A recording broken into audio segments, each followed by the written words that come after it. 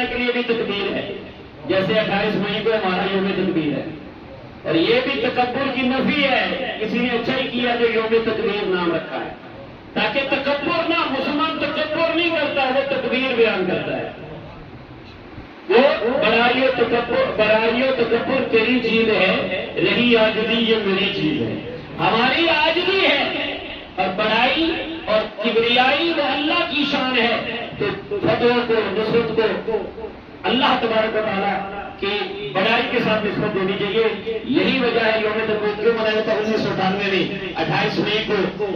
جن لوگوں نے یہ کوشش کی، جس میں سرفہرست عبدالقدیر خان رحمۃ اللہ تعالیٰ نے، وہ اور دیگر لوگ، انہوں نے پاکستان کو پہلی اسلامی اپنی گروپ بنایا۔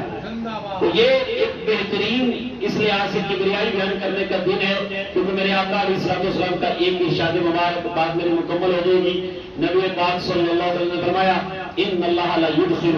بالسهم الواحد الثلاثة الجنہ، اللہ تعالیٰ ایک تیر کی وجہ سے 3 لوگوں کو جنت میں داخل کرے گا۔ صانعہ یحتسب فی صنعتہ الخیر، وہ تیر بنانے والا جو اس سے خیر چاہتا تھا، یعنی جیسے اپنے اسلامی ملک کا دفاع چاہتا تھا، اور دوسرا رامی والرامیہ بھی، اس کو چلانے والا، تیسرا والممد بھی، اس میں مدد کرنے والا۔ تو اسلامی سلطنت کو مضبوطی دینے کے لیے